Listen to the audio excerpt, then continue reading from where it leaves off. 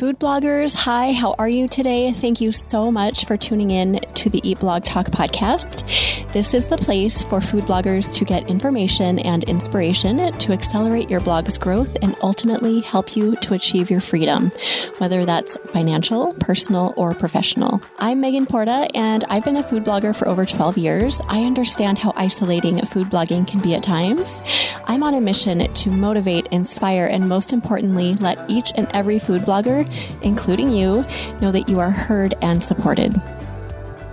This episode is so packed with gold. You guys are going to love this one. It's right up my alley.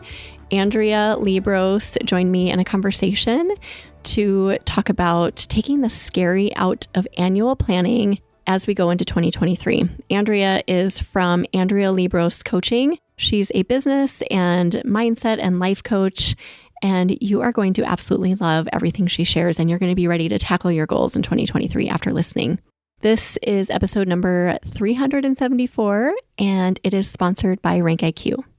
Hey, awesome food bloggers. Before we dig into this episode, I have a really quick favor to ask you. Go to your favorite podcast player, go to Eat Blog Talk, scroll down to the bottom where you see the ratings and review section. Leave Eat Blog Talk a 5-star rating if you love this podcast, and leave a great review. This will only benefit this podcast. It adds value, and I so very much appreciate your efforts with this. Thank you so much for doing this. Okay, now on to the episode.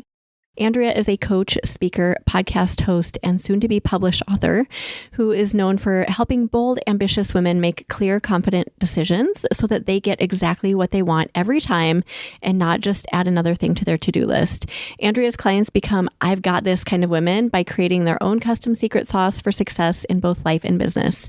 The sauce has 2 ingredients, the right mindset and solid systems. Andrea shows women how to shift from believing what they want is impossible, complex, and daunting to possible just by simplifying, making things doable and fun, even the systems, and adding a bit of confidence. Andrea's signature process leads them to find success on their own terms and ultimately joy and freedom in life and business. After graduating from Dartmouth College and marrying the guy that lived down the hall, Andrea and her husband settled in Indianapolis. Over the last few decades, Andrea has started 3 successful businesses and ultimately became a certified business and life coach, all while raising 2 kids, now ages 21 and 18, and several giant puppies. Okay. Hi, Andrea. Thank you so much for joining me today. How are you? I am great. Thanks for having me, Megan. Yes. Okay. We always start by asking my guests if they have a fun fact to share. So do you have something to share with us? Yeah. So I would tell you that I am currently doing 2 things that I said I would never, ever do. Number 1, build a house. And number 2, write a book. And both of them are happening all at the same time. So, oh my gosh. Okay, so are they as scary as you thought they would be, or? I think what's interesting is, and I was just chatting about this with a friend the other day, the pieces of the puzzle, we'll call it, that I thought were going to be the scariest, or the reasons I thought both writing a book and building a house would be hard, are really not the reasons that they're hard. So like things that I thought I wouldn't even have to think about or couldn't even have imagined having to think about, I am thinking about, and things that I thought might have been challenging just kind of happen naturally. So it's like it's still hard and scary, but for totally different reasons. So I think that's been kind of fun. The moral of your story, the hard is different, and it's not worth worrying about what you think is going to be hard because it's likely going to be a different kind of hard. Yes, exactly. Exactly. I am glad that you're diving into both because I feel like we need to do scary things. Mm-hmm. Which is kind of the point of our whole talk today, this whole thought of annual planning. So you probably didn't intend for it to tie in, but it totally does. It does. You're right. I did not intend, but it does. Yes. We're going to talk today about taking that word scary out of annual planning because I do think that planning is so vital to running a successful business and just taking that mental load off too so that we can open ourselves up to doing other things. Mm-hmm. So why do you think, Andrea, that it does seem like such a chore for a lot of us? Well, I think it's kind of a twofold thing, or maybe even threefold. Number one, just sitting down to create a plan that's more than a plan for what you're going to do in the next hour. Sometimes what you're going to do in the next hour is hard enough, right? So sitting down to kind of create a plan for a longer period of time can seem really daunting. And especially in today's world where we don't know, we never knew, but now we really think we don't know what was going to happen in the next minute, hour, week, day. Like there's so many things that could interfere with this plan. How could I ever plan out longer than an hour because I don't know what's going to happen, right?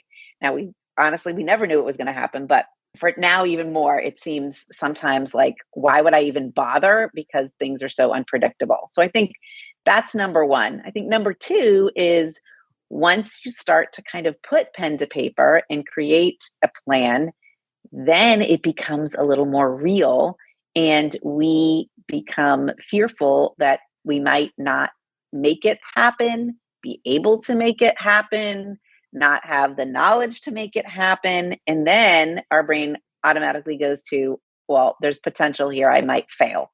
And no one wants to fail, right? No one wants that. So I think our brain is sending out messages telling us, you know what, is it really even worth it again? Because this might not actually happen. You might fail. So I think that's another reason. Yeah, I think it's so interesting that instead of like putting something on paper and failing, we'd rather just not do Yes. anything, right? Yeah.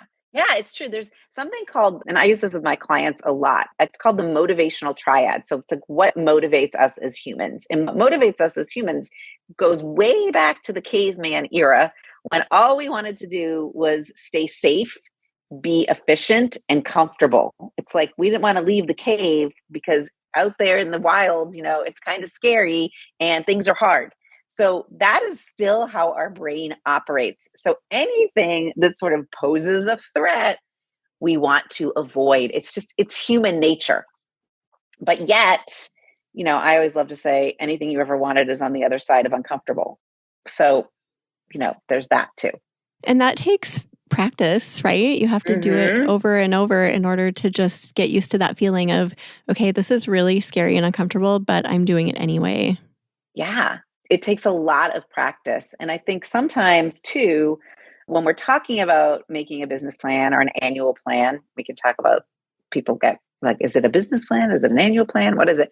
We really start to focus on our brain wants to go to how am I going to do this? So if I create this goal, we automatically want to know how we're going to do it. And a lot of times we don't know how we're going to do it, but we like to know how because then it makes it more safe. Right. And then it sounds easier if we actually know the how, but we don't always know the how. So therein lies another reason why sometimes this all seems so scary. So if we don't know the how, which often we don't, and we really shouldn't, I think, how do we formulate a plan in the first place? So we just go to like visioning 1 year into the future, like what do I want in my life? Or how do you break it down? So how I go about it, there's so many different ways to do this, right? And it kind of depends actually where you are in life and in business. But I'm going to give you one way today. How I really encourage my clients to go about it is in almost like a two-part process. Part one is really doing more of the visioning, and part two is figuring out how to get traction or take action on the vision. So again, we want to go right to that action place, but I think we miss out on a very, very and crucial, important step in the visioning. So I always say, first of all, let's figure out what do you value right now? And I think this plays into both life and business because life and business are so much intertwined. I'm a business coach, but yet I kind of take a whole life approach because our businesses are very much intertwined in our lives. So right now, what is of utmost importance to you? What do you value most? And if we think about that just with a business hat on, what you value most in your business is that those values are actually going to be kind of guiding principles to make lots of other decisions from. So if you value, for example, innovation, then any project you take on or person you start to work with, they also should hold that same value. If you value communication, then you need someone in your business and you need to help yourself hone your communication skills. So values are a really great place to start, even before you get a little deeper into a vision. Then I always say, all right, now let's just go out 10 years. And 10 years seems super scary to people, but it's necessary. So if you have a 10-year vision, it's really like just a painting on the wall. It's like a Renaissance painting. It's got fuzzy, fuzzy, fuzzy lines. But what would you love 10 years to look? What would you love this to look like in 10 years? Where will you be? What will you be doing? What will other people be doing? So it's really helpful to use that analogy of like a Renaissance fuzzy picture on a wall so that you don't have to get caught up in the minutia. But if you don't have that 10-year vision, then you don't really even know what you're working towards. And I think sometimes this is the hardest part because people say, oh, I have a really hard time dreaming. I can't even think about what's happening tomorrow. How am I going to picture 10 years from now? So giving yourself the space and time to do that is of utmost importance. And a lot of times just in coaching, that's what I'm doing. I'm holding space, I like to say, for people to do that kind of thinking, because doing it on your own a lot of times can be really challenging, or we never ever do it. I don't know if you've found that. Oh But gosh, yeah. It's so true. yeah, it's so true, right? So learning how to kind of ask yourself the right questions to help formulate that 10-year vision is also important, because a lot of times we don't want to ask ourselves these questions, again, for fear of, what if I come up with some amazing idea that I can't make happen? Or I don't know what's going to happen in my life. I don't even know where I'm going to live or what I'm going to be doing, all that kind of stuff. So we constrict or restrain ourselves from even going into that place. But 10-year vision is really, really important, I think. Wow, I love that. I usually think ahead to 3 years, but I do like that concept of thinking ahead even further and just knowing, like you said, it's going to be fuzzy. It doesn't have to be distinct, clear lines, right? We can have a really just faint vision of what it's going to look like then. Yes. So, and if we don't, it kind of actually, I'm going to say, makes it really hard to create the 3-year picture, because in 3 years, that's actually only, about 1,000 days. 3 years from now is only 1,000 days from now. So where do you want to be in 3 years? And there you can start to get a little bit more specific. You can have what I call some measurable things in there. You can think about probably where you are going to be living potentially, or what your business will include or not include in that point. So more of like a 10-year vision and then a 3-year picture is how I like to position those. Yeah, that's well said. I like that. Yeah. And in that 3-year picture, you also can really think about, what do I want to be focusing on? So as your business evolves and you evolve as a human too, what's your focus going to be? So if you're starting out blogging and you're kind of a one-man show right now, in 3 years, do you picture yourself as a one-man show? Or do you picture yourself maybe with a team? Or do you picture yourself, putting your content out in a different way? You've got to have a picture of that, so that then the decisions you're making more in the short term are actually building towards that 3-year picture. So once you have a solid 3-year picture, well, it's probably going to be a little fuzzy too, not as fuzzy as your 10-year vision. But once you have that kind of in place in your mind, then you can work backward even more and create a plan for the coming year, right? Yeah. So this is kind of the place where you start to gain some, what I like to call traction. Okay. So how are we going to get to that 3-year picture? How are we going to make that 3-year picture become a reality? So now we're talking about 1-year goals. And this is where people really love to start. But if they start here, then they're really just thinking about, and I'm going to put this in air quotes if we were together, what's realistic? Like, what can I really accomplish in the next year? And they're not giving themselves the opportunity to gain that clarity of really where they want to go long term. So you can't neglect the 10-year and the 3-year, but when you get to 1 year, now they start to turn into actionable goals to make that 3-year come true. And I'm a big believer in using what I call smarter goals. So a lot of times my clients have heard of smart goals, like that's something that's kind of a term out there in the world. But I love talking about smarter goals, and the extra ER there on the end stands for, the E stands for exciting, and the R stands for risky. Ooh. And those are kind of the kickers in this, in a sense. S is specific. Okay. We can go through all the letters of the alphabet of this smarter word. S is specific. M is measurable. A is actionable. R is relevant. T is time sensitive. But E and R are exciting and risky. And if things aren't exciting and risky, we're not going to do them. That's really what it comes down to. We're just not going to make it happen. It's interesting that that's the reality of it. But we need a little excitement, or else our brain is just going to say, you know what? It's way easier to just hang out here. It's safe. It's comfy. It's easy. And why would I want to put myself out there, right? And leave the cave, for example. Yeah. Why do I want to leave the cave? You've got to have that element of exciting, or else, again, it's probably not going to happen, which is interesting. It's just, that's kind of neuroscience.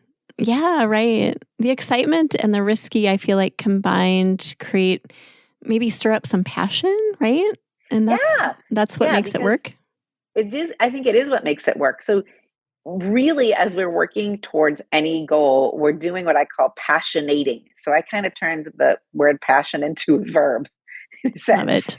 Because that's where the fun is. It's along the journey. Because guess what? When we reach a goal, we're like, okay, next, right? None of us, and we could have a whole podcast on this, but we don't really stay there long enough to reap I don't want to say the rewards, but we don't really stay there long enough to enjoy reaching the goals, right?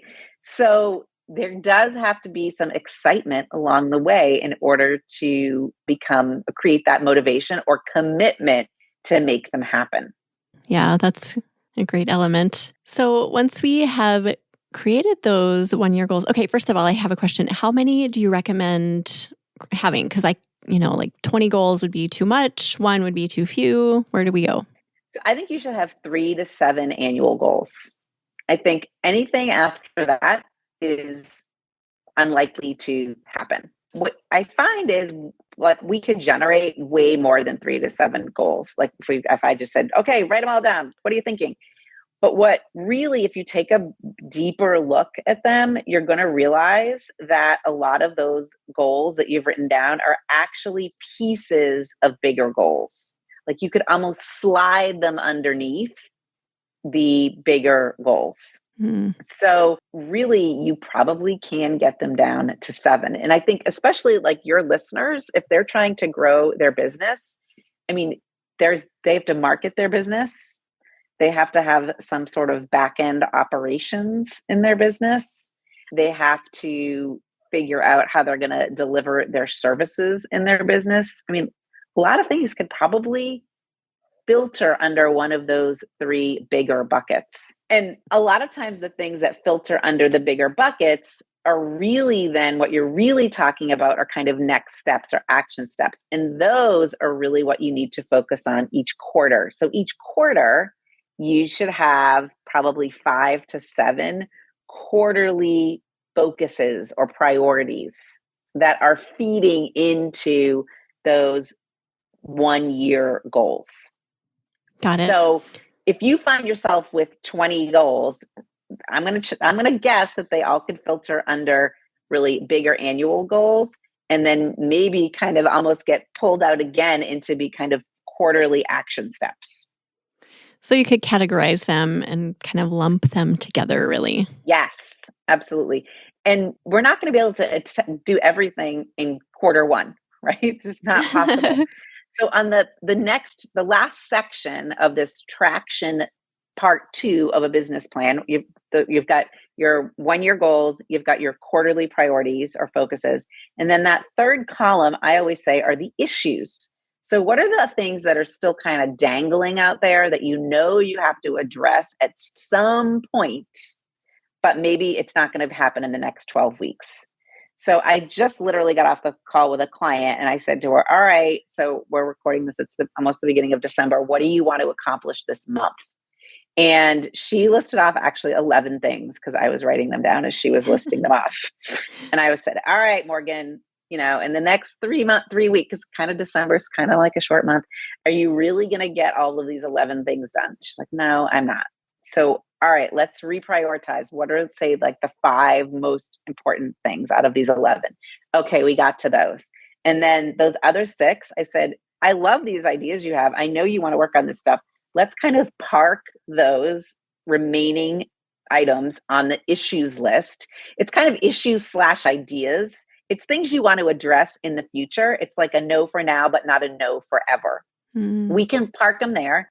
And then when we relook at this business plan on January 1st, we're going to kind of decide which of those we're going to pull into Q1 of 2023. And having you to say that to her, I feel like would be really helpful, because often I'm like, oh, I can do all of this. Yeah. But to have someone look at my goals and plans and be like, wait, you're not going to get all of this done. Yeah. Yeah. We all have grand plans, right? But we're probably not going to get everything we want to get done. So the way I walk my clients through that is we looked at our 11 things, and she could quickly, narrow down, like cut out maybe 3 or 4 of them.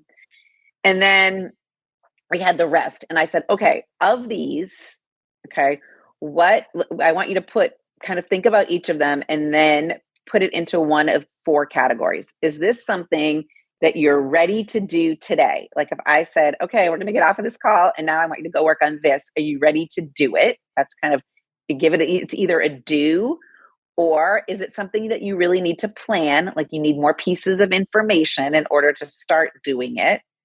Or is it something that you could delegate? And this brings up a whole other topic, because delegating can be scary, or sometimes people are like, I have no one to delegate to, which isn't usually true. We can talk about that too. And the 4th thing, so it's a do, a plan, a delegate, or is it an eliminate? It's like a no for now, but not a no forever.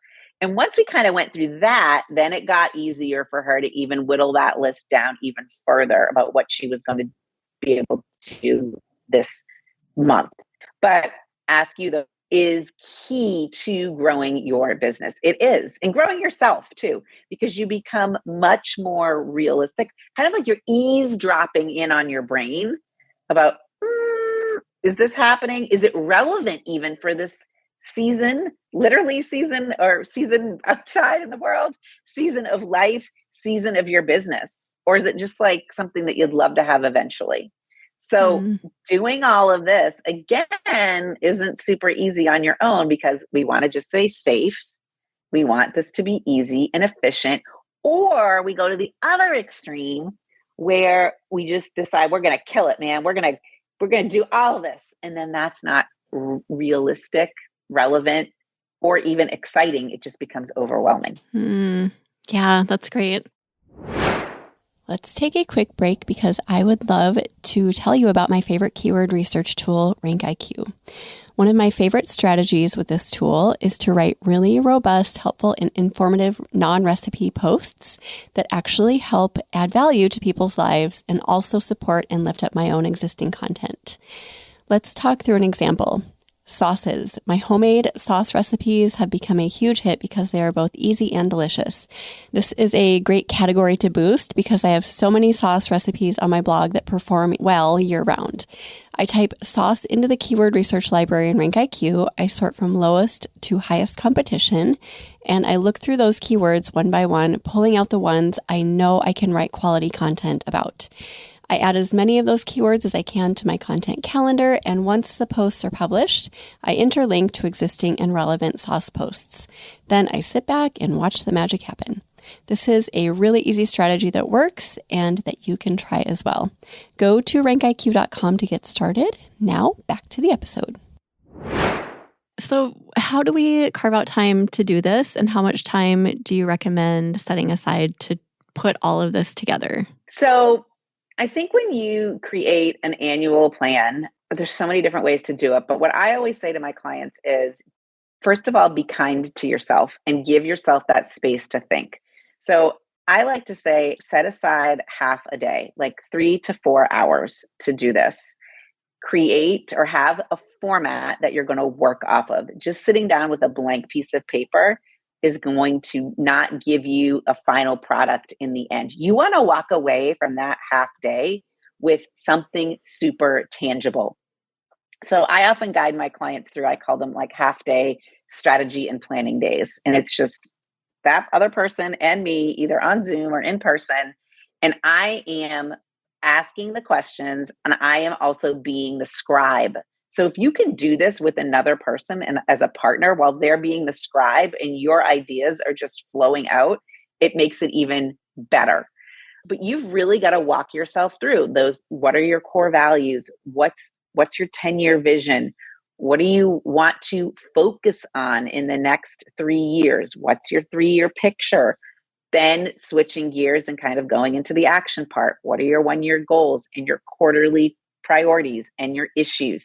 And that, I mean, I just spew that off in 20 seconds, but walking through that whole process should probably take you a half day if you're going to do it well. And anything more than that would, for me, be overwhelming. But 4 hours is like, oh, yes, I can sit down and do 4 hours. Yeah, because you're really like, think about it. You're spending 4 hours and out of 365 days, each made up of 24 hours, right? Yeah. So it's really not a lot of time. It's like you're giving yourself that gift, right? It's a gift of clarity. And it's also a gift of confidence that you can do hard things. Like you can figure this out. You will be able to figure out, going back to kind of circling back, the how of all of it. So we want to go to the actions, but I think a really important part of this planning is really creating more of a belief plan than an action plan. So as we're talking about this over a morning, you're starting to create more belief in yourself and your business. So belief in you and the service you offer. And the more belief you create in yourself and the service you offer, belief fuels belief. Belief fuels actions. Actions don't fuel beliefs. So if we just focused on what are you doing today, like what do you have to pound out today? What are your actions? That really is not contributing to you reaching your big goals, because you're focusing on the minutia. If you can focus on bigger picture kinds of things, like believing in you and the service you provide, the actions are going to come naturally. I have found, so I do this every year, and it's funny, Andrea, because I do 4 hours toward the end of December usually. Hey, we didn't even know this before we started. No, I did not. No, I did not know that you were going to say that. But I love looking back. So I write out my values, like you mentioned. I write out all of the things I want to accomplish in 3 years and 1 year. And I also write down things that I don't want to focus on in the next year. And I just like dump everything on my Google Doc. And I like going back after. So I'm coming up on, last year's visions for this year. And I like going back and looking to see what I wrote and to see how much of it came to fruition, how much of it was like kind of died. But it's really valuable, I think, to look back and see after the time has evolved what you kind of thought for your year, right? Yeah, it's really exciting. That kind of powerful and exciting. Yeah. Yeah. And I think something that's also interesting is if you structure your annual plan this way, then what you're also setting yourself up for is making it a working document. So I think it's something that should not really go in the drawer and not looked at for another 365 days. I think if you can be using it again as like a working document, it's like a Google Doc, right? That can always change.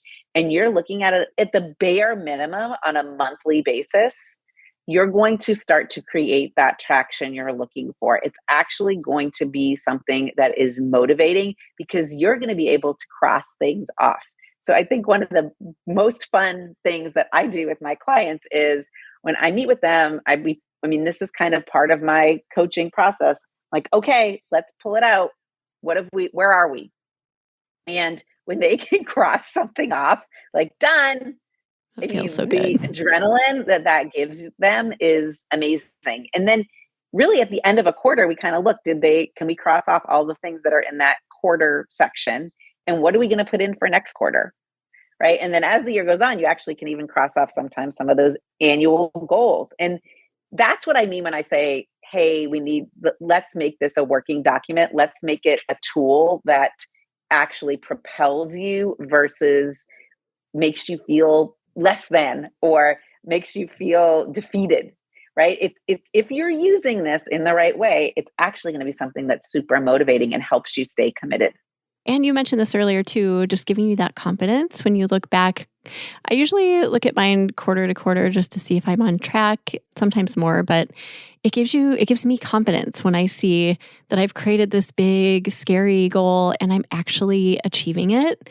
Then I'm like, okay, cool. If I can do that, then I can do the next thing. So I think that's a huge piece of it. It is. It is. A great way to start. So if someone's listening and they're like, oh my gosh, I don't know.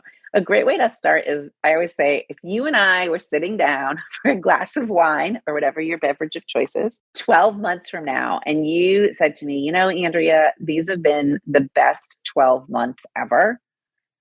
What would have happened to make them the best 12 months ever? How would you feel if it were the best 12 months ever? And seeing someone's face light up, first of all, they're like, well, being realistic. And then I say, nope, this doesn't have to be realistic. Let's the sky's the limit. And seeing their face light up gives them confidence in and of itself, because they almost like they can feel all of the feelings wash through them that they had to go through in order to make those things happen. So I like to say confidence is really your willingness to feel all the feelings. And if you can believe or even imagine what your best 12 months ever looked like, then you probably also can imagine that it's not going to be a straight line to the end. And it's not going to be all feel so amazing. There's going to be some rough points, but you're willing to work through those. So confidence is really the willingness to feel all the feelings in my book. Oh my gosh, I love how you combine mindset with a plan, like systems and an actual plan. I think that's so important, and it's something that not everyone does, but mindset and confidence and all those things that fall under mindset are such a big piece of this puzzle, right? They are. Like, that's the secret sauce. The secret sauce is like it's half the two ingredients: mindset, and I like to say systems and processes. So it's not one or the other. You need both ingredients. And we like to start thinking, oh, I just need more systems and processes. True, you do. But really, it's the mindset that's going to fuel the systems and processes, or it's the thinking or beliefs that are going to fuel the actions. So this way that I approach this plan, which kind of eliminates, I think, some of the scary, is to spend, half of our energy on that mindset piece or that visioning piece, and half of our energy on actually taking the actions or figuring out what some immediate actions might be. That's what eliminates the scary. If we just go to like, what do I need to do? Then your brain comes up with all sorts of reasons of why it can't happen. If we just talk super hypothetical pie in the sky dreaminess, then our brain goes to, like, how am I going to make this happen? So you've got to combine both. And that is what I think is really the secret sauce. And that's how I coach. So like sometimes people say to me, well, why, what do you do that's the different? And I, like I said, I'm a business and life coach because it's all intertwined, just like mindset and systems are all intertwined. You are speaking my language, Andrea. That is I have people ask me too, like, what sets your podcast apart from others like diving into food blogging? And I say the same thing. It's all about mindset. Like, if you don't have that mindset foundation and you don't take care of yourself and you don't have all of those pieces, then you're never going to grow a successful business. No. So it has to be both. And that is what sets this podcast apart from others, because I prioritize that. Yeah, you can't just act all the time and you can't just think all the time. You've got to have both components. A lot of times I'll have clients come to me and say, well, I just, and as soon as they say just, that's a big red flag, but I just need to be more productive, or I just need to focus, or I just need to figure out, how to do X, Y, and Z. And I always say to them, what do you think, what's the real issue here? Like, if there's a thing called the 7 whys, and, why do you just need to figure out how to be more productive? Well, if I were more productive, then I get more done. Why do you need to get more done? Well, because then I'd be further along in my business. Why do you want to be further along in your business? So if you keep asking those questions, you kind of get to the real root of the issue. And 99% of the time, it has to do with them. The way to solve it is to change their thought. So I like to say, what are some new thought options that you could adopt and put in there in order to give you that momentum?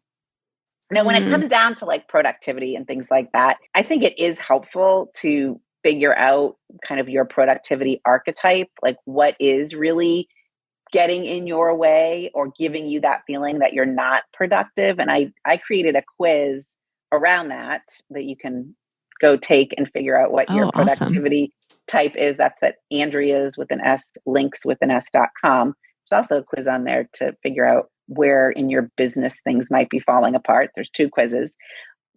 But even if you go do that, really what it's going to come down to is you changing the way you're thinking about things, no matter what. Oh, yes. I knew I would like you, Andrea, but this is like, yes, this gets me so excited to hear somebody else say this. I feel like I say this stuff all the time and I'm just like this broken record, and everyone wants to just do, like teach me the keyword research, teach me the SEO, which is absolutely important. I do not deny that at all, but we've got to back up a little bit and pay attention to these things that you're talking about. Mm-hmm. I mean, SEO, I did a call yesterday with someone who's helping me with SEO. So they're all important, right? But why are they important, and what do you want to accomplish from it? And right now, is that the most important thing? And that's really where having a master plan to go back to and reflect upon is important, because we could go down so many rabbit holes, like teach me SEO, teach me this, right? Those are all rabbit holes, and we could take millions of courses and gain all sorts of knowledge. However, if you're not really putting that into action and getting the result you want, then there's something missing. And oftentimes it's really belief in yourself or belief in what this escapade you're going on is going to get you. So there's also there's passive action and then there's massive action, and kind of teaching and learning is really important, but it's more passive action. Like listening to this podcast is an amazing thing to do. Like you are feeding yourself, like you're feeding your brain. But in reality, it's kind of like passive action. Even if you tell yourself you're going to take action steps from it, it's sort of passive until you start to truly put things into play and take that massive action. The massive action is what's going to move the needle. And that's the harder part, unfortunately, right? Yeah, right. Exactly. Actually doing. Okay. So you've encouraged us to set aside 4 hours. I think this is a great time of year to do that. We're all kind of coming out of Q4 for food bloggers, Q4 is just high traffic, higher revenue, kind of crazy because we're trying to deliver food and all of the things to people who are eating around the holidays. So after Q4 is done, we're ready to breathe a little bit and plan for the next year. So set 4 hours aside in your calendar. Anything else that you recommend for the planning? We've talked about 10-year, 3-year. 1 year, quarterly, anything else you want to mention that we should do during that 4-hour period? Yeah, I think doing it with someone else, with a partner or a guide, will make it 10 times more valuable, because that other person is hopefully, if they're doing it in the right way, is going to be asking you the right questions and kind of challenging your thinking. So I would encourage you to do it with someone else, either a friend, a colleague, a coach, whatever. That's kind of number one. Number two is, if you are lucky enough to have that other person, maybe trade and have someone else kind of be the scribe while you just, I call it like ideate, while information is just coming out of you. There's more is going to come out of you when you're not actually typing or writing yourself. And then the third piece is, if you can, and you can do it where you've got like big pieces of paper on the wall or on the table, something that's more physical, like if you add a physical element to it also, it becomes more valuable. So those are kind of tips and tricks to help do that. And again, like when I do these with my clients, I do them in these strategy and planning days. I kind of include all of those elements so that at the end, you walk away with something super tangible that's not just going to get shoved in a drawer, that you're hopefully going to look at each month. And that's another thing, build into your plan some accountability and some support. How are you going to support yourself over that next year to help make some of these things realities, to get the results you're looking for? So your support team or your accountability team should be part of your plan from its inception to its final delivery.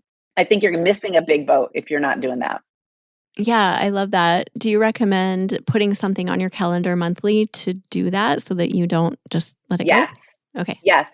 I do recommend that you have kind of either a standing CEO day with yourself each month, or you have kind of a standing appointment with some other person where you do this together, or you get yourself involved in some type of coaching program, membership, where that is kind of part of what's being offered, this kind of support to help you think through where you're at and what you're doing, what's working, what's not working, and what do you want to do differently. So I think we all have good intentions with that. Sometimes it's hard to do on our own. So I am big about support. And do you have recommendations for implementing tasks weekly? Because for me, it's Yes. easy to see what I need to do and to put it to next week. And then before I know it, it's like, oh my gosh, everything's piled up. So kind of the next piece of this, and we could do a whole other podcast if we wanted to, but the next piece of this is taking this plan and teasing it down into monthly, weekly, and daily actions. And my best tool for that is I use something called the Full Focus Planner. It is a manual paper planner, but I use that in conjunction with my digital calendar. And again, that's really all mindset and helping you think through what you do need to do. But that process is really training your brain to kind of think in threes. What are my weekly big three and what are my daily big three? And I have a whole kind of mini coaching program around that Full Focus Planner as well. No matter how much we love our Google Calendars or our calendar on our phone, and I love mine, you do need to create the space or the place for you to think about what you're doing next week or next hour or tomorrow. And putting pen to paper literally is what I've found, and there's a lot of research behind this, what is the most valuable. So yes, that's my recommended tool for that one. I do feel like we could go on and on. I just love this topic. It's so valuable and I think so important and relevant. And yeah, we're getting this in at the perfect time of year too. Thank you, Andrea. Is there anything before we start saying goodbye that you feel like we should mention? I think really get to know yourself through this process. If you know that Friday afternoons are not your most productive time, then don't schedule something for Friday afternoon. Don't kid yourself, because you're not doing yourself any favors. And if you take the time to create this annual plan, use it. like really use it like you would any other tool. It's like going to become another tool in your toolbox. It's a kind of a way to help redirect your thinking and give yourself kind of that safety blanket. Amazing. Thank you so much, Andrea. I really appreciate your time today. To end, I like to ask all of my guests if they have either a favorite quote or words of inspiration to leave us with. Do you have anything for us? I do. I think one of my favorite quotes is, being an entrepreneur is really a journey in personal development disguised as an entrepreneurial adventure. Okay. So owning your own business is really a journey in personal development disguised as an entrepreneurial adventure. It's supposed to be super fun and exciting, but in order to be fun and exciting, you really have to grow yourself and your own beliefs in yourself. So that's one of my favorite quotes. That's kind of deep. I really like that. It's so true. I think a lot of us can think back on our journeys as an entrepreneur and probably really relate to that. So I love it. Yeah. Yes. It's kind of a great guiding principle. Yeah. Amazing. Okay. That was a great way to end. We'll put together show notes for you, Andrea. We'll put that quiz link in there, and then we'll have all other just takeaways from the show. If you want to peek at those, you can go to eatblogtalk.com/Andrea Liebross, and that is spelled Liebross. Why don't you just reiterate where people can find you online and social media, Andrea? Sure. So I'm going to guess lots of your listeners are on Instagram. So you can find me at Andrea.Liebross, Liebross.coaching on Instagram. I'm also on Facebook at Andrea Liebross Coaching and on LinkedIn at Andrea Liebross. If you go to Andrea's with an S, linkswithan.com, you're going to find all sorts of amazing pieces of information and helpful hints, including those 2 quizzes. And I also have a podcast. So a great way to consume some of this passive knowledge or taking passive action is to listen to the Time to Level Up podcast, Time to Level Up. You can find that on all your favorite podcast players, and you will get to hear my voice on a weekly basis. I do not listen to your podcast, but I am so excited to go listen. So I'm really glad you mentioned that. I am. Yeah, go listen. There's actually a lot about this planning, business planning and all that. That's a lot of recent episodes on that. Oh, good. Okay. I'm super excited. I'm going to do that later today. Well, thank you again, Andrea, so much for being here. We so appreciate you. And thank you for listening, food bloggers. I will see you in the next episode.